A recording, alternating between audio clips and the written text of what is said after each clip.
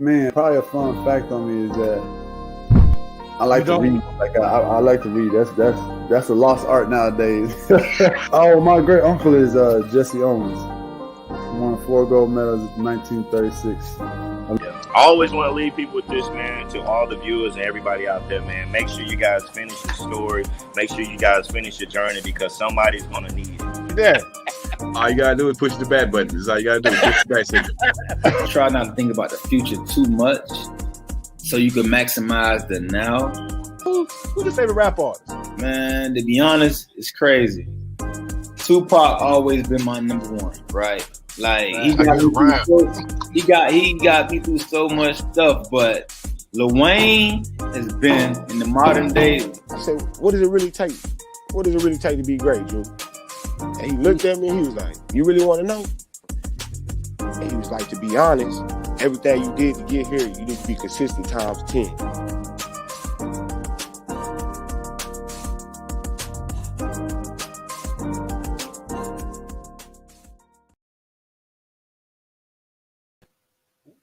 Well. What's up, everybody? How y'all out there doing tonight?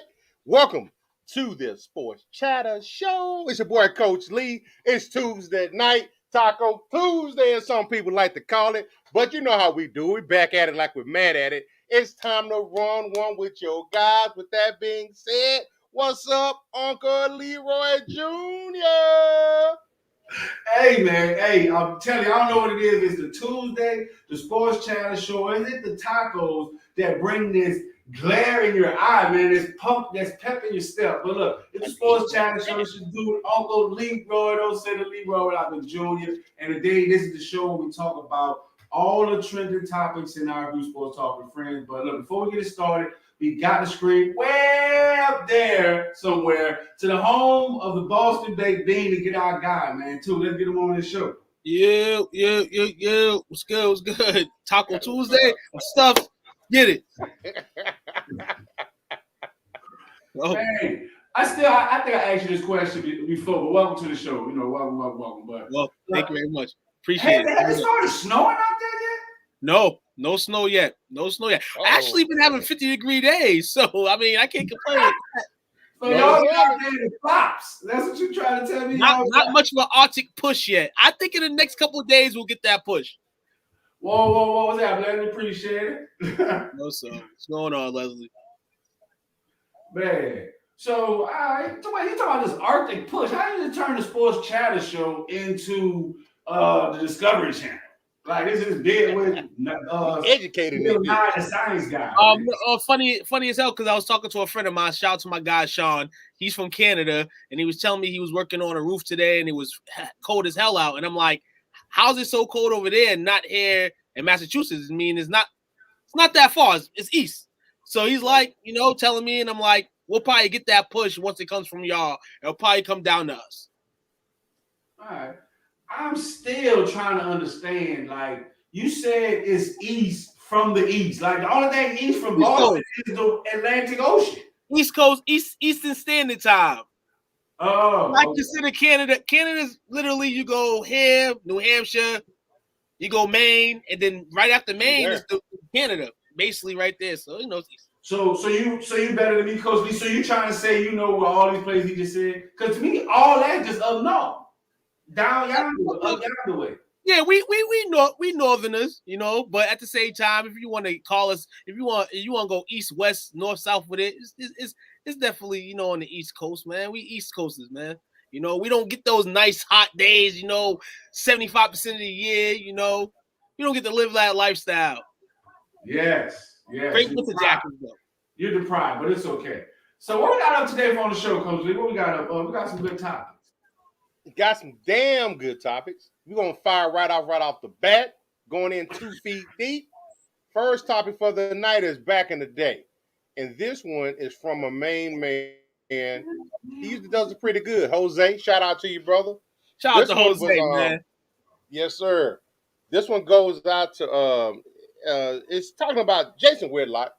He's a divisive character, individual, whatever the case may be. But, he actually said, we pretend that what Brady and Rodgers are doing is just as difficult as what Tittle, Staubach, Bradshaw, Montana, and Elway did. It's not. Rule changes have exaggerated the value of NFL quarterbacks. You basically need written permission from the head referee to hit the quarterback. Y'all agree with that notion? He got a point. He has a point. Definitely. I agree, man. Jason's shout out to Jason, because a lot of people, you hear a lot of people, talk crap about him. I mean, it's definitely deserved. He plays his role a bit different than your average person that talks sports and life and whatever. But I say, to be in this game or a part of this game, you have to watch the good, the bad, and the ugly. That's why I sit with them. I watch everything, from the guys on TV to the guys outside of TV. That's how you create and not only get better day by day, but you get to study and stuff. That's what separates us from them. Us from them. We're different. So I agree with Jason Whitlock, man. It's a lot you can teach on, and on just this topic right here. Obviously, is in the group, so I know a lot of people chimed in, man. So yeah, it was a pretty good topic, But I mean, like those guys that he named, they're not doing it what they're doing now because the game is changing, protects the quarterback. You know what I'm saying? For one, they got the Tom Brady rule. So I mean, the game has changed from when those guys were playing. I mean, like what they had, the helmets even changed. They had all their helmets looked like the punter helmet, but it just had one bar across the thing. So I mean, the game has changed and is catered to the QB, and especially nowadays, whereas it's a QB league, to where these guys coming out airing the ball. So, and even the rules with the wide receivers catching the ball is different. So, I mean, that's why I'm like, he has a point, but that's why I'm just trying to see, what everyone else said, because I have a lot to say on this point. I have a lot to say. I agree with it. You name those guys, those guys like the Bradshaws. The eight, people, somebody mentioned you can pit Aikman or somebody else in that discussion, and all the other QBs he mentioned. And then you name these QBs in modern days. I tell people, Teddy Bridgewater, for instance, you know what I'm saying? I'm just going to name random QBs. Jimmy Garoppolo. Like, these guys right here are considered, system quarterbacks. And a lot of the base value that they put on QBs now, based not only their stats, but the guys ahead of them stats. You know what I'm saying? Tom's a lifer, but at the same time, Tom's played generations and generations. He just keeps getting better with the game. There's certain QBs that this doesn't equate to. I think this goes more into like the middle octane QBs that get paid money, but necessarily aren't the level of talent.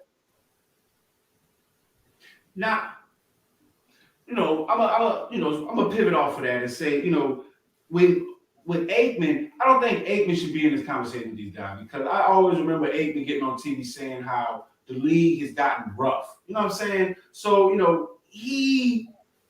know, he wanted to go back to a softer league. So to me, he was the turning point to where we're at now. Now the guy did say that Brett Favre on there. Now, to your point about, like quarterbacks being system quarterbacks, and circling back to what Jason said, he said, pretending what Brady's doing. The first person to do what Brady's done was Brett Favre. The guy played a long season, and he barely missed a game. So to me, that's where you can start seeing where the conditioning starts coming in at for the quarterback. If you look at Brady, he had a similar workout and conditioning regimen, but also the league started changing towards a quarterback. There's a reason why it's a quarterback-friendly league now. So they're not doing the same thing as they were doing back then. I don't even see quarterbacks now blocking. Now, so let me ask y'all this. What's the notion that defense wins what? Championships. Offense sells what? Field tickets. Field seats. There you go. And that's where it came from. I got a couple of rules that I want to swing by you guys to let me know what your thoughts on it was. Starting back in 93, it was declared it is not intentional grounding when a passer, while out of the pocket and facing a possible loss of yardage, throws a pass that lands beyond the line of scrimmage. even if no offensive player has a realistic chance to catch the ball. So that's the first thing. Whereas before pre-93, that would be considered as intentional grounding, or the quarterback had to eat that mug and get hit. Mm-hmm. Right, eat that mug. You see a lot of that now because the QB's gonna get splattered. You know what I'm saying? But in this modern era, it's like that QB gets splattered, somebody's getting blamed for it. Oh, why'd you hit him that hard? Come on, that's the value of the QB. That's what we growing up. That's the value of the bread. You got to survive those hits, win games, stay up tight, stay upheld. You didn't get no free passes. You didn't get no non-padded practices. Hold on, the non-padded practices. That's what kills me. When you talk about practice, you practice with pads not once a week, if anything, probably no times a week, and it just goes more into the reasoning why QBs, get all this leverage. You know what I'm saying? And extra crispy on Sundays if they are even on the field playing. Here's another one. I mean, that was just one of the changes. And really, fun fact, during 1993, the top NFL passing quarterbacks was Warren Moon, Boomer Esiason, Jim Kelly, Brett Favre. Those were the quarterbacks of 1993, where the rules started changing. That's what I'm just saying. Like, if you just watch the play, the game, everything started changing around that time. So yeah, I'm like, that's a pretty good rule, pretty good stat change, rule change. 95. When tackling a passer during or just after throwing the pass, a defensive player is prohibited from unnecessarily and violently throwing him down and landing on top of him with all or most of the defender's weight. Can't dump them on their heads no more. 2002, the helmet to helmet. I get that one. CTE, concussion protocols, and things like that. That one I get. Mm-hmm. Now here's the Brady rule. Here's the Brady impact. 2006.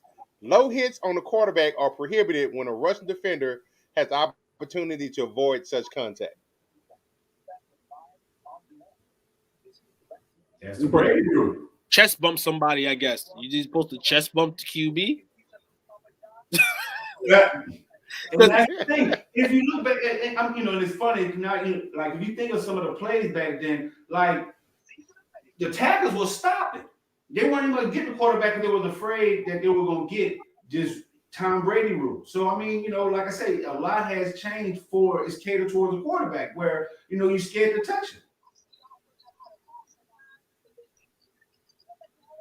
Y'all like the new game now, or you like the old game? I like the new game because I'm an offensive guy. I want to run the numbers up on it. And to me, passing, is a little bit more finesse, get more things involved. So I like the grit of the old game, but I like the passing nowadays. I got you. Oh. Imagine, let me throw this hypothetical out there. Imagine what Dan Marino could do with today's rules. Okay, Dan Marino couldn't do what Dan Marino did back then during his prime. I'm not talking about championships. I'm talking about just pure stats. I'm talking about offense. Pure stats. Offense, well, he would have lit shit up. Dan Marino putting up big numbers back then to where he can get beat up. You can maul a wide receiver. You can't even touch a wide receiver now. That is true. But I mean, it's all indicative to the game. But I mean, you gotta look at it. He grew up on his style of gameplay. You know what I'm saying? Like, that goes back to people saying, "Oh, what Michael Jordan could do in the game nowadays." It's two different game styles. So he grew up, ready. He was ahead of that time, but he would just be amongst the cuts because Patrick Mahomes putting up crazy numbers. So let's say, okay, with the same example, what Patrick Mahomes would do during Dan Marino time besides get hurt. That boy wasn't ready for them hits back then. Crazy. Mm-hmm. Football has always been a popular sport. It's always been Sundays with most of the football games taking place. It's always great, you know what I'm saying? Because what are people doing most of the time on Sundays?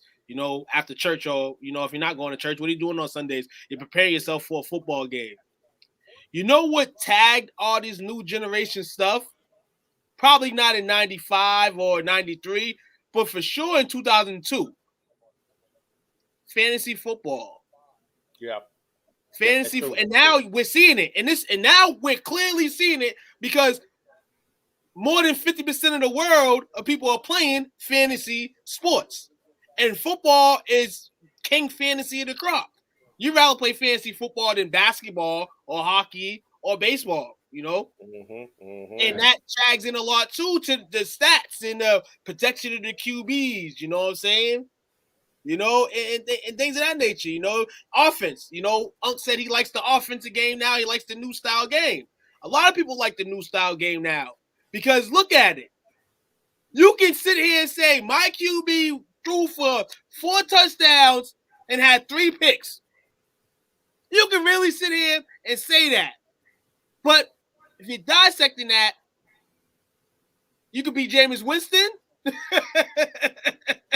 Hold on. You could be Jameis Winston, or you can be, I'll say my boy Dak Prescott. Just because that is, the numbers kind of resonate, you know what I'm saying? He's not one of the best QBs in the league. He's in the average. He's in the middle. You know what I'm saying? So that's what to me, man. You know what I'm saying? In this generation, the overall stats and, you know, the QBs like Brady and Rodgers. The game back then was slow and boring. That's what it is. You know what I mean? You know, like without passing. Not in Miami. When you say passing, the game is faster. That's it. You know, when you run it, you waiting for one guy to do all this running. When you passing the ball, you got the fresher. Then I like the old game. You know, it's more of a chess. I feel like the old game is more of a chess game. Now today's game is more a checkers. You have chances. You know what I'm saying? Over the day, you get smoked. That's what you pay. Look. You get smoked. You get smoked. It's a chess game. You got to mathematically get back in the game. Now, no, to go to the NFL to whereas I'm watching on the game, and then I can go to the bathroom, buy me a cold drink, and come back, and my team still ain't scored a touchdown. That's predicated. Hold on, that's predicated on your team. It's not what it's supposed to be.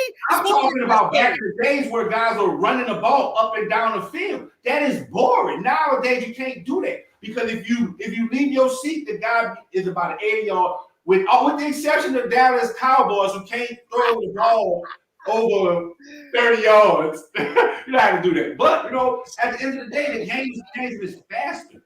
And it's because of the pass. And it's because of these rules. So, anyway, when you throw that little dig in there. Yeah, for sure. Catch us in New York on Sunday. Shout out to Bumpy, man. Hey, we see you hanging out with Bumpy, baby. He says Dan will kill it the same way Moon and those type of quarterbacks had killer instinct from the day. So you said, and that's why I threw out Dan Marino's name. What do you think when you heard 1984 from an NFL perspective in offense? Dan Marino. 3 yards in a cloud of dust, though. It's a lot of running.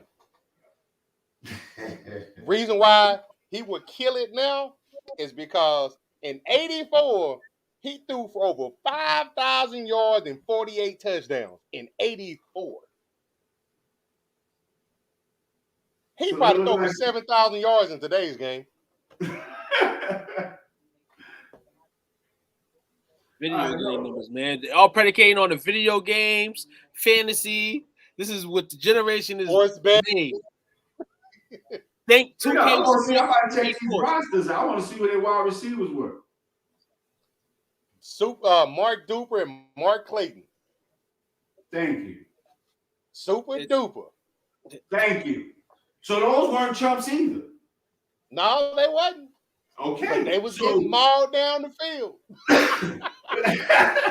But that's what I'm saying. So, I mean, that can be an influx. You know, now we're talking about stats. And this is where I say, you know, stats can be manipulated, especially percentages. Because they could have been all these yards could have been yards after the run. And these yards could have been on the receivers. So, do I need to get their stats? Check it out. Same can be said by guys now.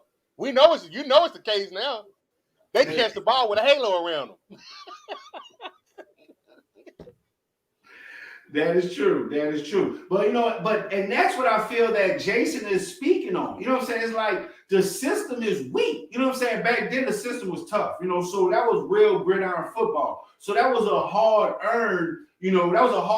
Like these guys had Mark Clayton. He had 73 catches for 1389 yards. Mark Dupree, he had 71 catches for 1,300 yards as well. That was a hard-fought 1,300 yards.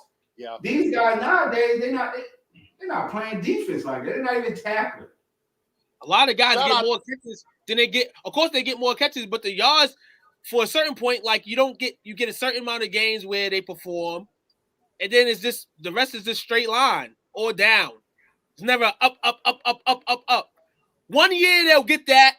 You got your Adamses and Hawkins that can stay aligned. I'm not even gonna say Hawkins no more. More Adams. Shout out to Adams, man. That man literally is the best receiver in the game. I don't care what nobody says. There's nobody taking him and checking him, man. Okay. But those guys right there, like, there's only about 2 or 3, probably 4 receivers that you just like. That's some shit. Rest of everybody else is there now. Basically the game. But hold on, let's see what Bumpy said. So he said that's how football is supposed to be played though. I love the 90s Cowboys. They ain't care about the rules to push offense. They cared about playing ball the right way. And you know what's funny? I hear it the right way. Shout out to you, Bumpy. Like, explain this. Can someone explain the right way? Because I was just watching. My girl just had. I was having watch. My girl just had on the Colin Kaepernick thing, and he said that in baseball they mentioned we're supposed to play the game the right way. So what is the right way? In the aspect of football, when I think of the right way with football, it was just like when you played in your front yard. It was me, you, 1-on-1, best player fucking wins. Oh, wait, we got him cussing on the Tuesday. Versus now, you can't touch the receiver 5 yards down the field. The quarterback can't be hit after the pass, so he can do what he needs to do. It's just so many rules and stipulations now to where not only do you have to be a great athlete, you got to be a part-time lawyer as well in order to make sure you don't get fined on Monday morning. That part, I agree. And that's what I was about to say. Like, it's so bad now that you have to be taught the rules. You know what I'm saying? Like, back in the day, you know what I'm saying? You just be taught the game, the game of football. And, you learn that, that's ingrained in you at a young age. So by the time you get to the NFL, you already in the swing of things. But now with so many rules, the NFL got a freaking rule book that's the damn size of a library. So, yeah. So what do you think about that, what's the right way?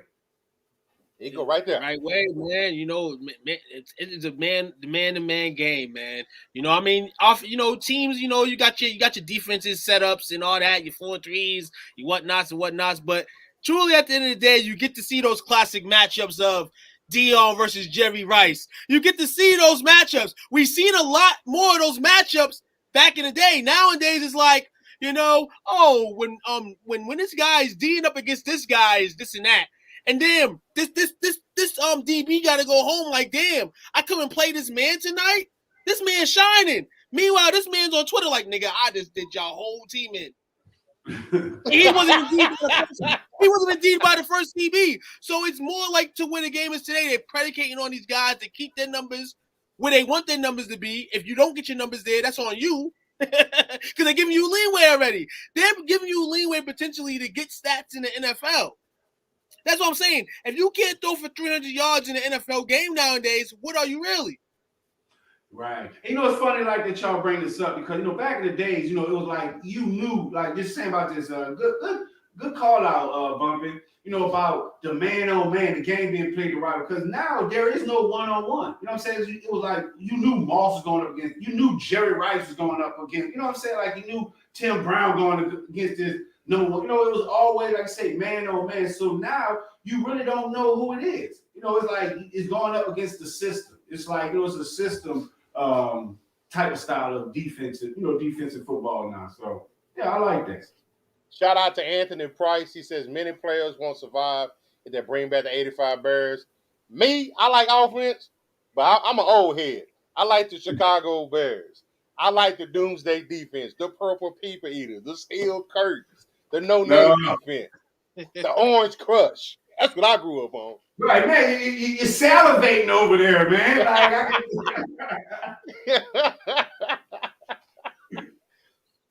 He says like the old Packers and Cowboys games, those were battles you knew those games were going to be a war. Cowboys versus San Fran, they came to go to war. And also, Dog Patrol, they did their thing too, man. I can't leave them out. Yes, and I was about to say, we had us in St. Louis.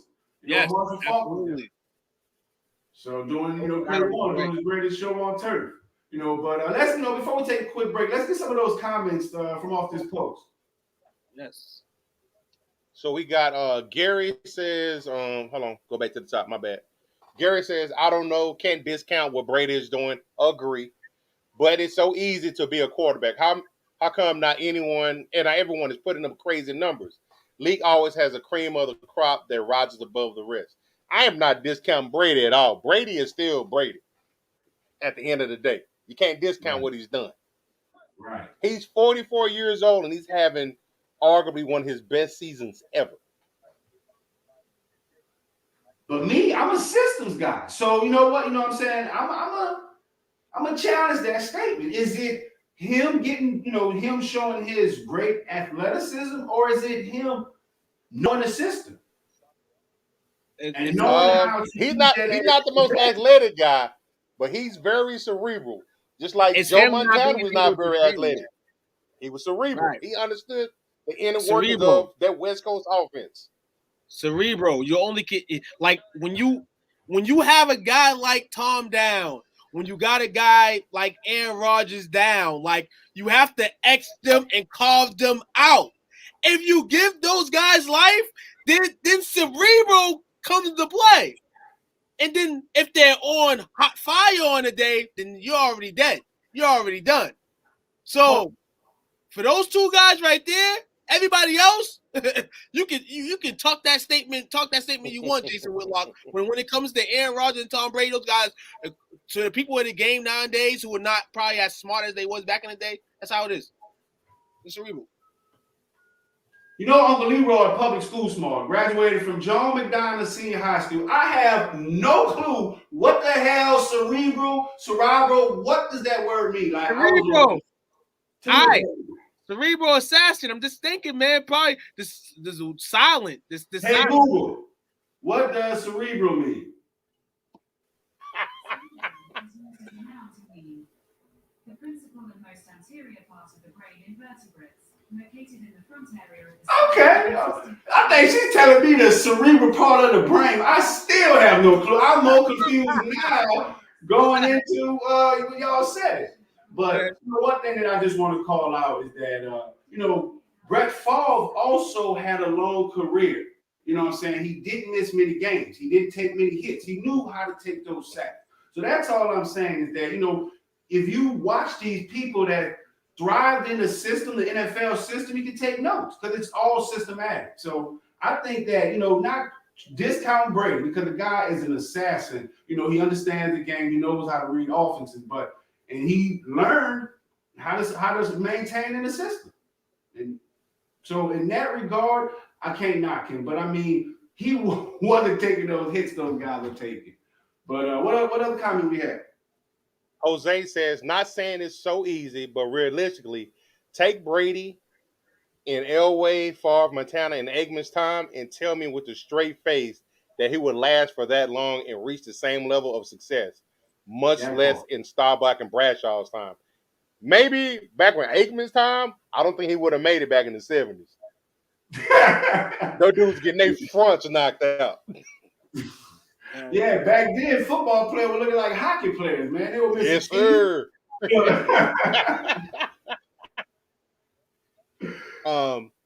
Will you have to look at a system and the fit? If he was on the 49ers, absolutely. I definitely agree.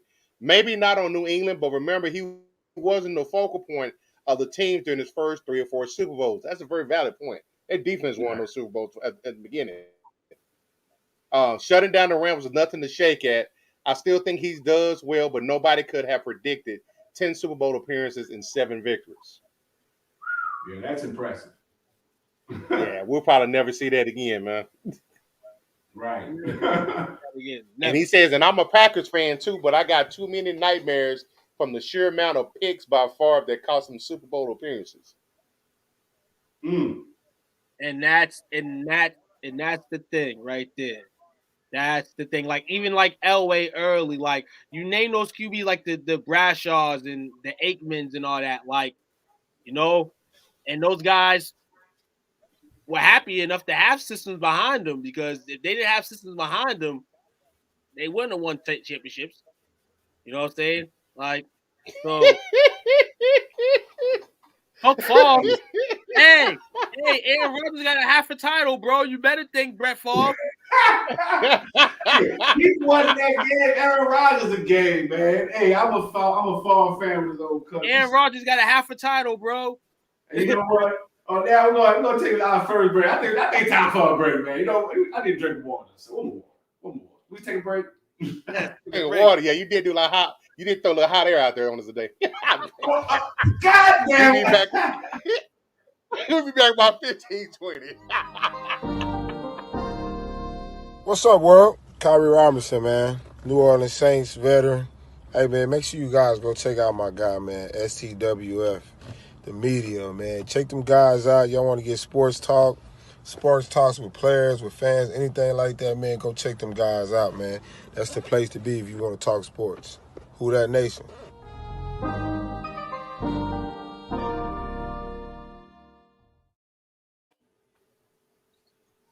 Yes, sir.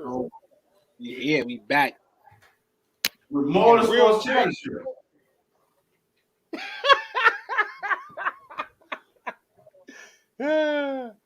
Oh man.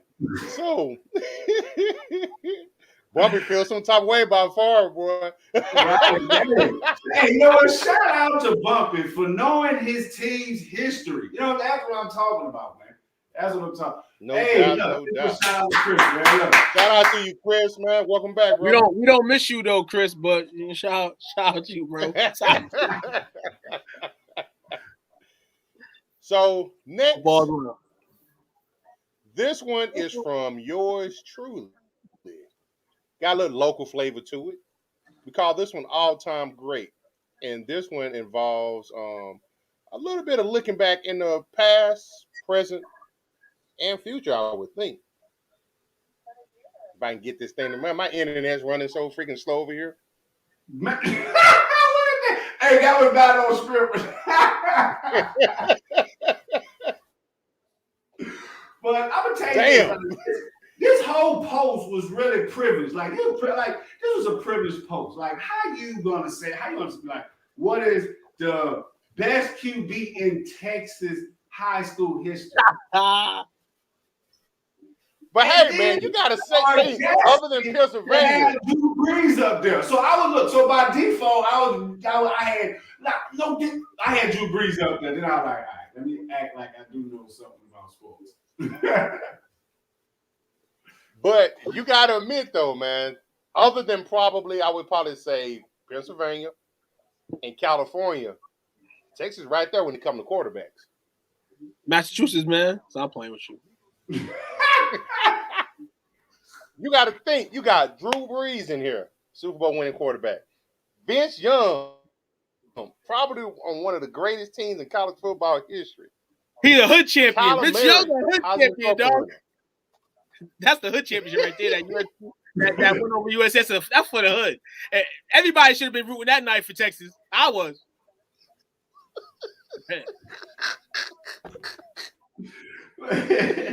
You got Kyler Murray, Heisman Trophy winner.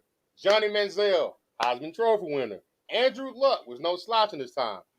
Andre Ware put up big numbers with the run and shoot. Helped introduce the run and shoot offense. Patty Mahomes got a Super Bowl. So, who would y'all say is the best quarterback in Texas high school history? Is these guys, or are you thinking somebody else? First of all, how the hell I'm supposed to know Texas high school history? I'm from Nolens, naturally Nolens. So I'm gonna say Terry Bradshaw, Dak Prescott. But of course it was Kyler Murray, man. And he also owned AT&T Dallas Cowboys Stadium. I think that was my stadium too. Yeah, he did. I believe Kyler went undefeated in high school, won 3 state big 5A championships in a row. All in Dallas. That's Stadium. what I would say. Yeah, we heard you the first time, huh?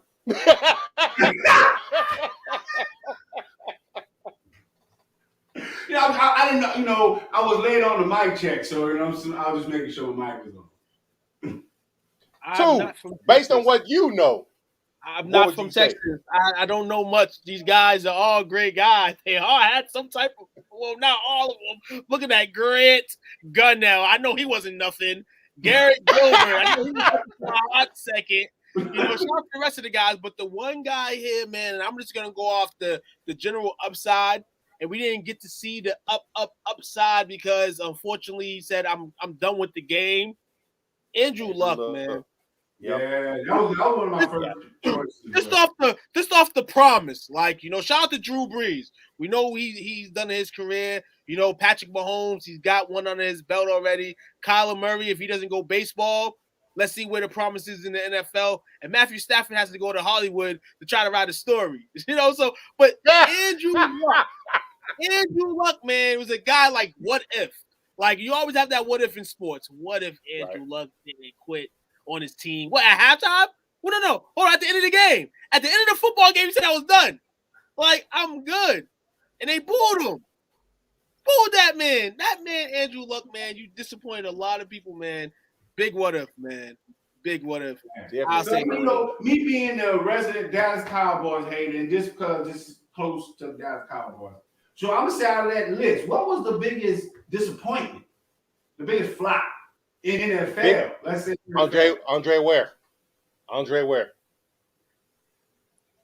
Who did you play for? You play for the Lions? Pray for the Lions. Didn't do nothing. But I remember when he was at U of H, he would handle his business, man. He's putting up numbers they put up now back in the early 90s. For the Lions. I know you hated him. Nah, he ain't do nothing for the Lions. If I'm not mistaken, I think Rodney Peete beat him out. I think Rodney Peete beat him out. Huh? I think Rodney Peete beat him out. Rodney Peete did? Rodney was no slouch either, man. He wasn't no slouch. Hey, but you said it. Rodney Peete beat him out. Who beat him out for a spot, man? They had to give the spot to another black man. He got beat by. Hey, at least he's gonna say BMF had something to do with that, man. He didn't get beat by the head coach's son or something. You know what I'm saying? He had a chance. He had a legitimate chance. You know what I'm saying? To win a spot. Let's say what it. But I'm gonna say to me the biggest flop in NFL from out this list was Johnny Manziel, man. Like I don't know if they put too much on him, but yeah. I can see that. Well, let me see. You say Johnny? Yes. Only because of how much expectation they had on it. That's why. A lot. Johnny Manziel's records, his NFL stats, he was 7 touchdowns, 7 interceptions, passed for 1675, 74.4 passer rating, 1 rushing touchdown. Yeah. Andre Ware, 5 touchdowns, 8 interceptions, 1,112 passing yards, 63.5 passer rating. Damn. I think Manziel's a little bit better. Nah, they set Johnny football up, dog. They set my man Johnny football up, man. They set him up, man. They did. Nobody told that dude no. They set him up, and he took the bait. Set it up. They set him up, and daddy or mommy couldn't help him out the situation, man. Facts. But I'm pretty sure he's somewhere golfing and wearing his 12th man shirt with his college people, college guys. But in terms of his disappointed NFL career, disappointed NFL, I'm gonna say Vince Young, yo. I'm gonna say Vince. Because he Vince was not disappointed. No, right, not Vince man, bro. Messed him up. No. He had the spark. He had that. He was supposed to be a QB in this game for a long time. Man. He was supposed to be a QB in this game for a long time, and he fucked it all up. He fucked it all up. Nah.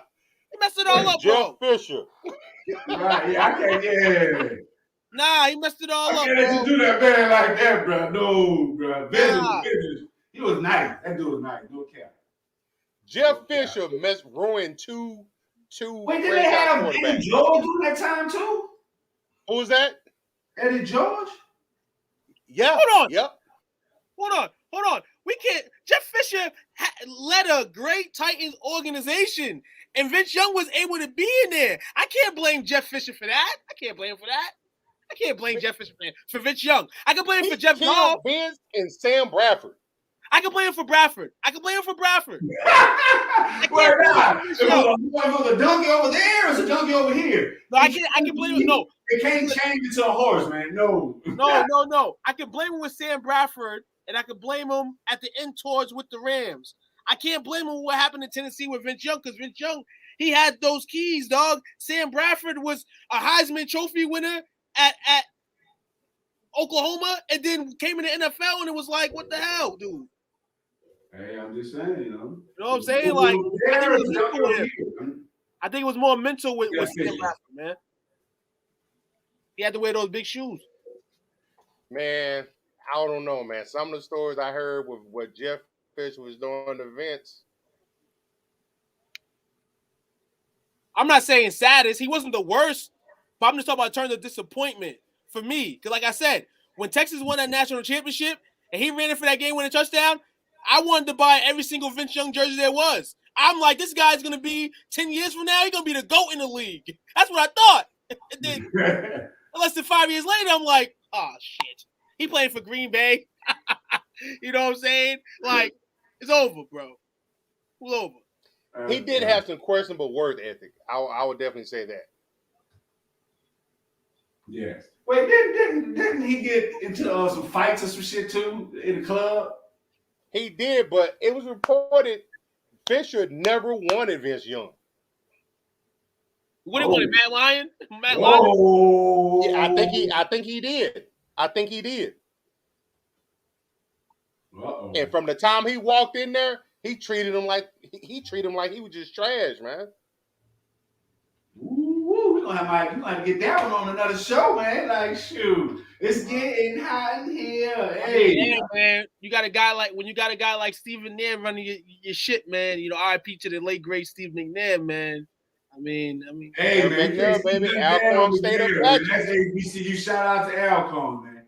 Shout out to my man Steve McNair, man. That's it, bro. That's all you can say about Steve McNair on this show, man. Look, he's the star over here. But man, he got me thirsty again, man. I think it's about time we take our second break before we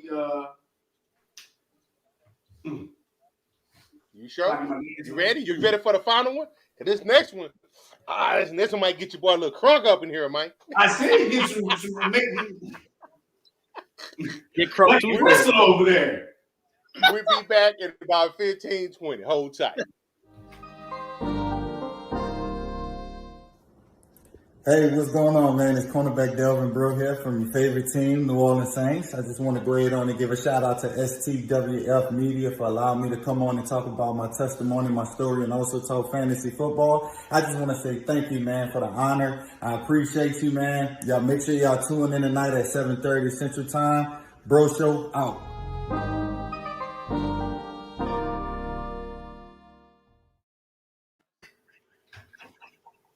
Yes, sir. Man, shout out to Bubba, man. He's on it tonight. But look, we back. Jefferson says proof Arians in with the Bucks winning proves his booty. More on the Sports Chatter Show, man. Uh-oh. He had a full day of sleep today, didn't he? This is the time of the season where he starts catching beats with all the teams in the NFC. It's the Packers against the world, dog, as it's supposed to be. You know what I'm saying? He's on a world tour. The Packers on acting like this is like the really last dance, like they're gonna win a championship, and this is all. Well, guess what? It ain't happening. Y'all act like it's the Cowboys gonna win too. I mean, like I told you on one of these shows, I was at the barbershop. Ball bet $100 the Cowboys. I told Bumpy we only team I want to play is them. I want the Packers. I want Green Bay. For all the misery I've been put through from those cheeseheads, I want them. It was a catch, man. That's all I'm gonna say. It was a catch. So it was a catch. Then it's gonna be a catch once again. If y'all do play, you're gonna lose again. So we're not gonna lose again. Man, I don't know, bro. Nah. Would you bet against A-Rod? Would I bet against A-Rod? Mm-hmm. I wouldn't bet on Dak. Man, you leave Dak alone, man. You sure be hating on my boy. Dak is whack. You know I ain't lying, bro. You know I ain't lying, baby. You know how I do over here. There ain't no fabrication over here. We wait. Y'all had Dak. Y'all probably winning y'all division right now. He's with these big words. Say what? Fabrication? What? I didn't ask Google that again, but to your point, Mister, if we had Dak, no, if we would have started Big Play Tay week 1, we would be Gucci Manucci right now. So are you questioning your great head coach and his ability to evaluate talent? No, I'm questioning all the fans who are making all that commotion and whining about getting a black quarterback who got hurt. And now we got 2 white quarterbacks. Sit down, let the team be the team, make their own plays, make their own moves, man. That's all I'm saying. Oh, you still hold on, you still kicking the banners on Jameis Winston, dog? You still I never wanted him in the beginning. Bro, I believe that the Saints would be in a better spot right now with Jameis Winston at the starting QB position they are now. Wait, what? I bet you believe Santa Claus is coming to deliver your. Nah, never believed in Santa Claus. You said I believe. That's not happening. That Saints would have been better with Jameis Winston. Jameis Winston got the job and he lost it. Yeah. Well, speaking of Santa Claus, he came early for us this year, and if James was there, this guy would have did the same thing to him, and that's that damn fool, Micah, mother. Look, I'm about to run. You just talking about his name, man. This fool has been all over the field. Crazy. Hey, man, this kid here, man, y'all better look now and enjoy it now, because he stays healthy. We are witnessing greatness right already. That's true. So this one is from James Spears. Hold on, wait. Why you say? Okay, you read the post because he says he made a great statement. He made a great statement that I want to call out. Okay. James Spears says best player from the draft this year. Most definitely.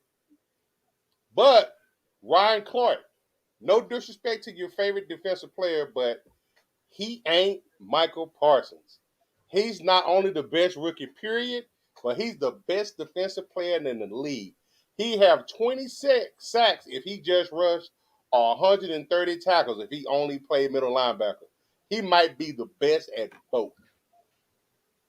We've heard this before. We heard about the Watts brothers. We heard that about other defensive players. Not this. This is a special player. Oh, what this makes it this guy? Wait, we heard that about Jalen Smith.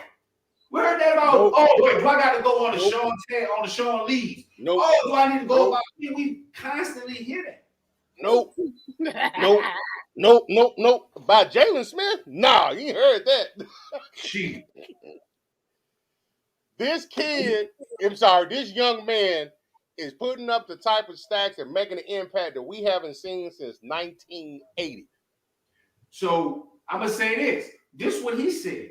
He said the Dallas Cowboys is putting him in the best situation to succeed. He gonna succeed anywhere he goes. I'm just saying. So is it Dallas is He putting gonna him in the best succeed situation anywhere to he goes. succeed? Huh? All right, so what we got here? You gotta say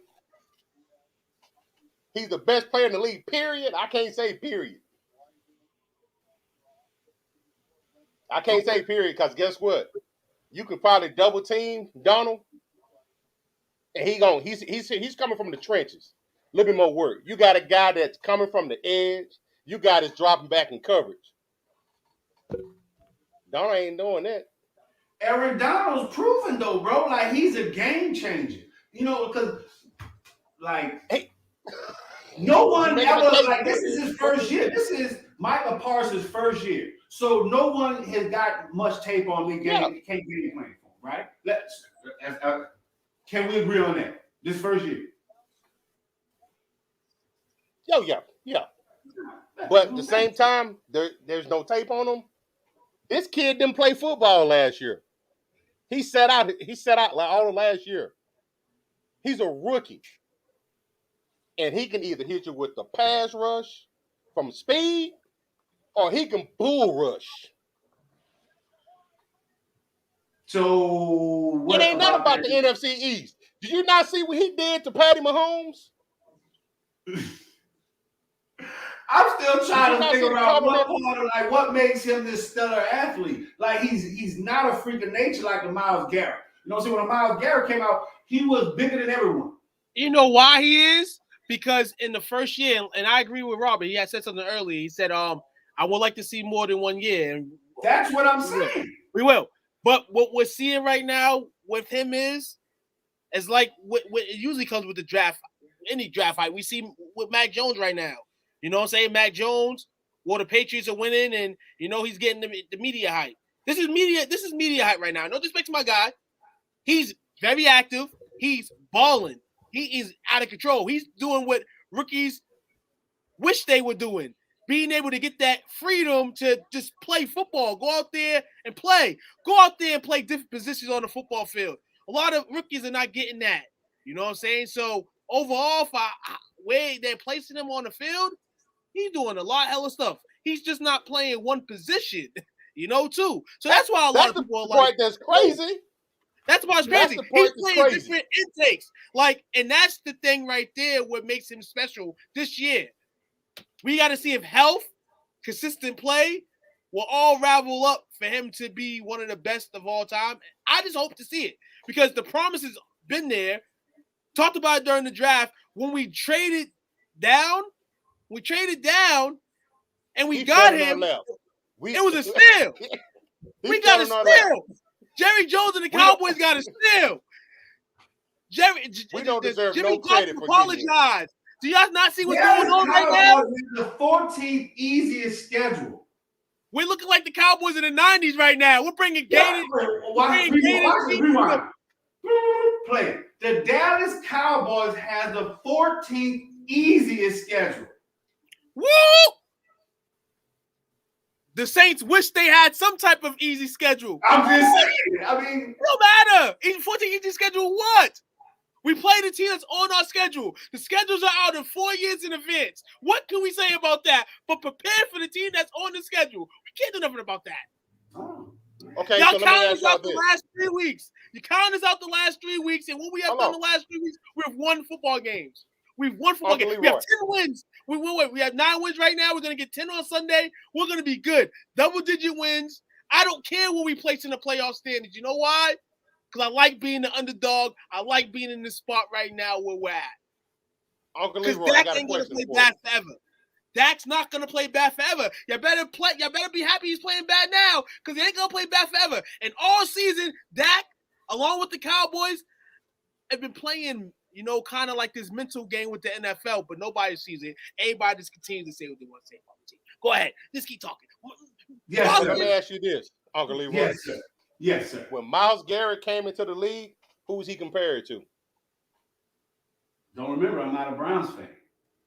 LT? Nope. Who? He didn't have no comparison. He was just saying he was a great defensive rookie coming in. Thank you. Okay. But Myles Garrett, he's coming into his prime right now. This is what his 5th season, I think. Mm-hmm. He's coming into his prime. He's right now in Vegas. He is the favorite to win the defensive MVP. He's the reason why. Well, not the reason why, but he's the reason why the QBs will remain to be protected. So because he's crazy too. That's a freaking nature in itself too, man. Vegas gets it right normally, right? To see what is Micah Parsons like? What makes him so great besides him being fluffed up in a meeting because he plays for the Dallas Cowboys? He's not being fluffed up. Let me school you on something. School me. Michael Parsons right now, he's playing 2 positions part-time. And in those 2 positions part-time, he's top 7 in almost every category in either position. Imagine if he played one position full-time, where would he be at? Vegas normally gets it right? Vegas in it for the long haul. He is second right now to be the MVP. He passed what's the other Watt brother? TJ Watt. He passed TJ, I believe, yesterday to be the second favorite for the MVP. So now what? I'm waiting for you to finish. You finish? I'm listening. Go ahead. Is it finished or you done? Let me know. Go ahead. Oh, okay. So earlier I said the Cowboys had the number 14th easiest schedule. So out of all those teams y'all played so far, you've only had the defense only shut a team down to single-digit points once, and that was against the Atlanta Falcons. Who has Cleveland shut down? The New Orleans Saints, who has Cleveland shut down? No Mark Ingram, no Alvin Kamara scored 17 points on the defense. That I'm just saying. Who is Cleveland shut down? If we're going by the team performance, hey, I'm just that was a boomerang that was to bump off of you and hit 2 at the bottom. Who was talking about Dallas Cowboys and the defense? So that's what that. We're just playing great defense right now as a collective, and I'm happy with that. And the Parsons is bringing that spark that we've been looking for so many years. He's bringing the spark. I like that. A lot of our defenders in recent history, either get hurt on the shelves. Your Randy Gregory, The Raiders beat y'all 36-33. Yeah, the Raiders beat us. The Raiders beat us after a Sunday game in which we had to go travel back to Dallas and play on Thanksgiving. Yep, you got that, bro. You got that. Yeah, everybody don't beat Cleveland, but proceed. Brown paper bags. Well, I ain't bringing up Cleveland anymore since Johnny Manziel. We talk about the Cowboys. Oh, hold on. You talk. Oh, Robert's over here. It's comment the NFC East. We ain't gonna talk about that North. We ain't gonna talk about that North. North is trash. We ain't gonna talk about that Chicago North. and Detroit. Green Bay is giving teams. Hold on. Green Bay giving teams. Hey, we'll spot you 10 for the TV, for the media, for gain more ratings, and then Aaron Rodgers goes ballistic. Oh man, yeah, man. But the whole NFC East, exactly. I'm just saying. That South, that North, man, that NFC North, man. Sure. The Vikings beating the Packers, then the Lions beat the Vikings. Come on, man. But man, before we wrap things up, we all know the NFC East is a cake division. It's been for 2 years. It's funny, y'all only got 2 more wins than we do. I went and looked it up today. The NFC South only has 2 more wins than we do collectively. What person? You drove, man. You full of that diesel line. got that wheel in his back, yeah. Oh yeah, y'all beat every team. Y'all Y'all beat every team in the NFC West. You right. You correct. You right. A strong supposedly NFC West too, man. So I can give you a salute on that. No doubts, no doubts. All I'm gonna say, y'all remember this show, and we come back about 2 or 3 years from now, y'all gonna be like, that goddamn Coach Lee, that brother was right. That's all I'm gonna say. Time capsule this bad boy. Big play tank. New Orleans Saints. You know what's funny? Because y'all know what I'm saying? The reason why I'm saying that, I'm a little bit more advanced in age. I saw LT play in live action.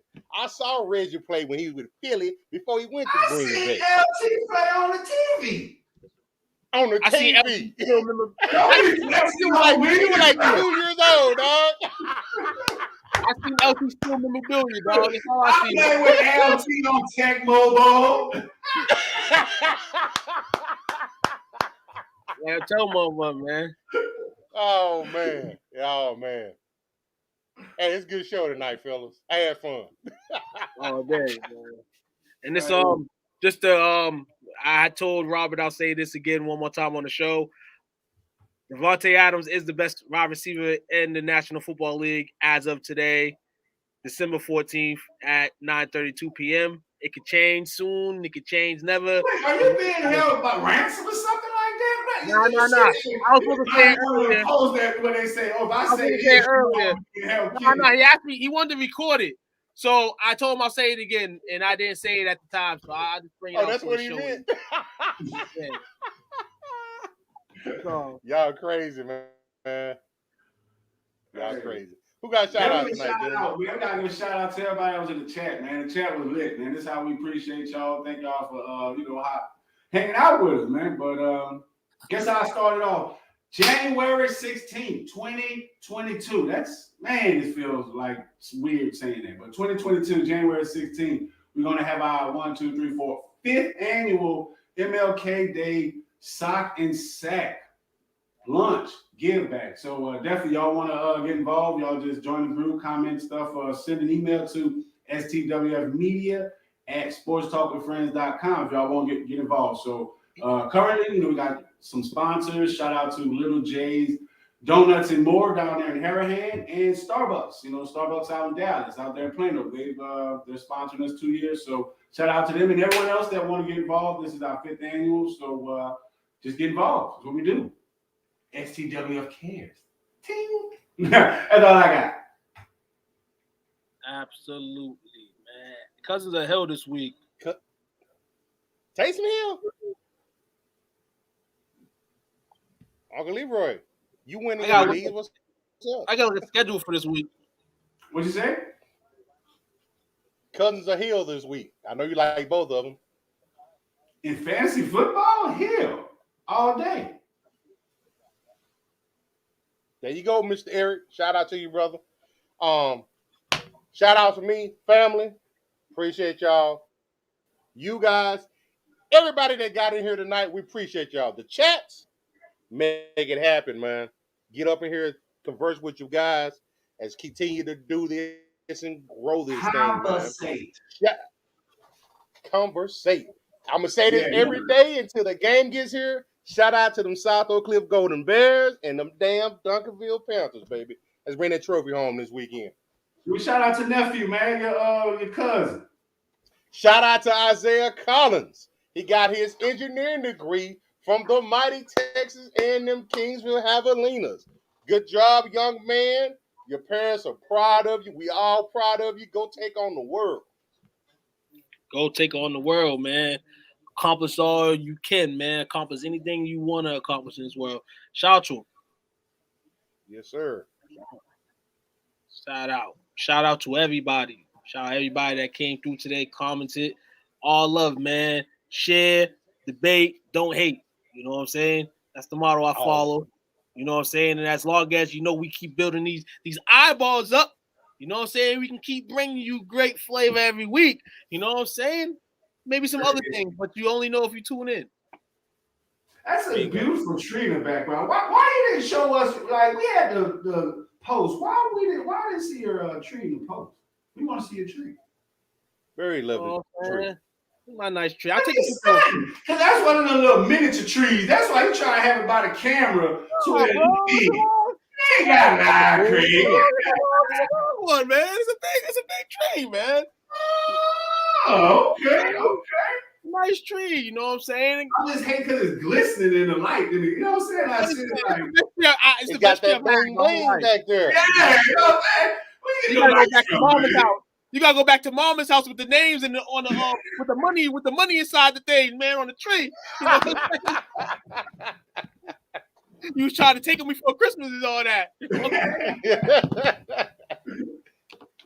Well, we appreciate everybody joining in tonight, man. Make sure y'all tune in tomorrow for the Nothing But Basketball show. It's basketball season heating up. Tap it in, man. And it's about the time people start to check out. We'll do something special for y'all. All the topics that we'll be talking about tomorrow, we'll post them on. So everybody that want to tune in tomorrow will know exactly what we're talking about when you come in, man. So therefore, you can rock in with us, you can comment, and all that stuff, man. We'll do it probably like 30 minutes before the show so we won't get comment out. We want your comments hit. So, you know. All right. Y'all be good. See y'all tomorrow, 7:30 sharp. Be there or be square. Out.